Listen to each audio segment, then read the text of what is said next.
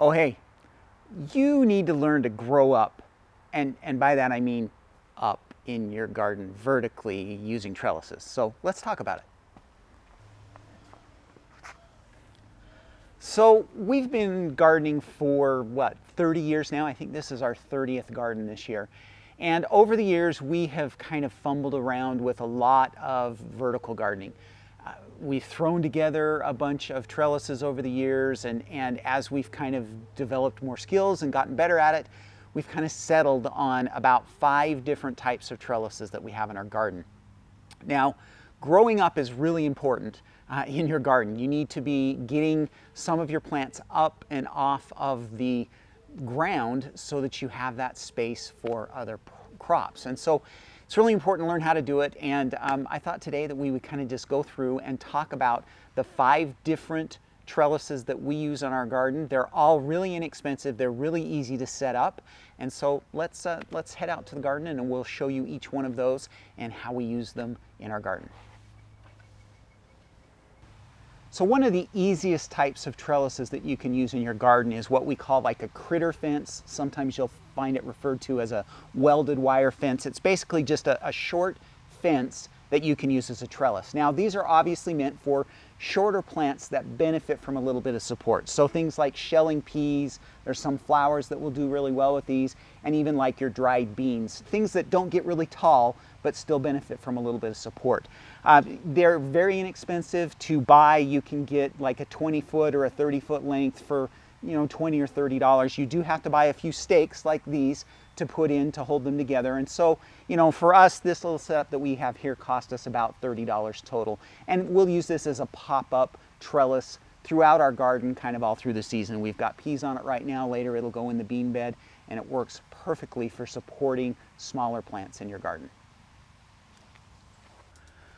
Another really simple and inexpensive option that we use for trellising in our garden is just these square tomato cages. Now, we don't really use tomato cages for tomatoes anymore. We usually use the Florida weave method for our tomatoes, but I found that these cages come in really handy for kind of medium height plants.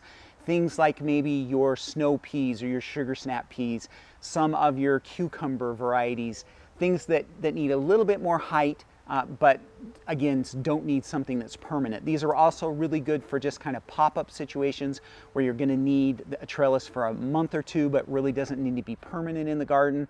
This works really well for that as well. So tomato cages are great for that. Make sure you don't cheap out on them though. Get a good quality one that's going to last for a long time and you'll be happy with these. And again, just great for temporary situations in your garden. Another really good option for a trellis in your garden is a string trellis. And so these are so inexpensive to build. You don't need a lot of carpentry skills to put them together. We're talking 2 2x4s cut in half and some string and some eye hooks. You ought to be able to build one of these guys for $15, even in $25. You should be able to make that happen. So they're really good. They're taller, so they're good for a little bit taller crops. Lots of flowers will grow well on these. Also things like cucumbers and melons are going to do really well on a string trellis. Beans will do okay, pole beans will do okay, but sometimes pole beans will get a little bit taller than this trellis, so they'll kind of fall over and it gets a little top heavy, but still they do okay here.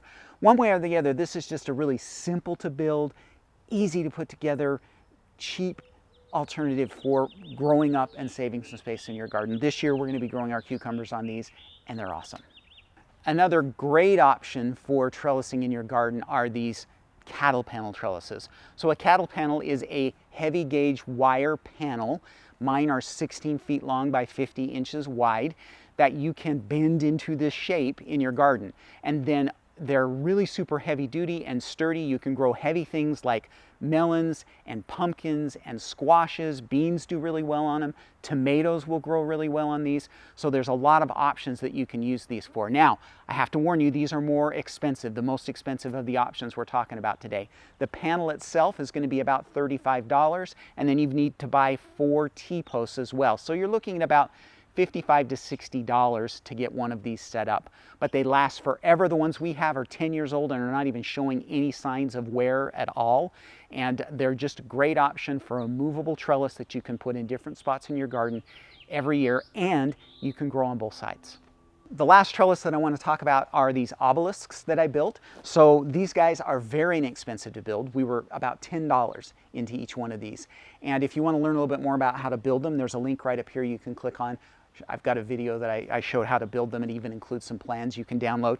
Now these are very pretty, and they look really nice in the garden. I've got one here in the back and also one in our front yard, but they are a little bit more limited on what can grow on them because they're such thick wood. So here we're looking about things like climbing flowers, clematis, morning glory, things like that, and then also some of your climbing vegetables like your sugar snap peas and snow peas, and then pole beans are going to do really well on these. So a little bit more limited on what you can grow, but they look visually stunning in your garden and can be a really nice addition to your garden. So you can choose one of these as well. So trellises like these cattle panel trellises and the other ones that I've shown you today are a great option for adding beauty and space to your garden. So they also help with the health of the plants. Not only does it give you more ground space because you're getting them up in the air, and then you can grow other things where those, cantaloupe vines or squash plants might have been before, but it also helps with health because there's better airflow around these trellises, which means you have less problems with diseases and mildews and funguses and things like that.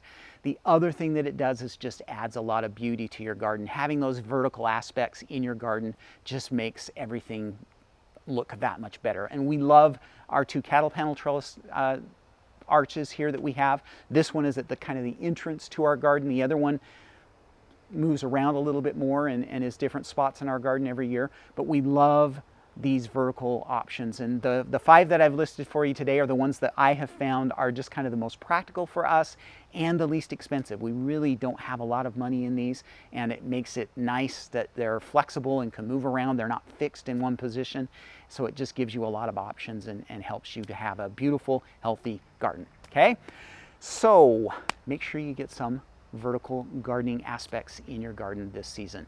Now, before we go, please make sure you get subscribed to my channel. If you like this video, please give it a thumbs up, and don't forget that we have 2 free ebooks that we're offering to you guys this summer. We've got one on pest management and one on our 10 favorite food storage crops.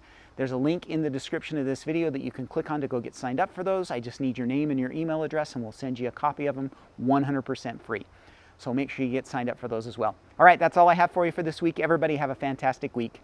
Happy gardening. Hey guys, thanks again for watching, and make sure you get subscribed to my channel. Here's a couple of videos that YouTube thinks you're really going to enjoy. And I also wanted to have you go check out the Gardening Academy, which is our monthly membership service where we grow great gardeners.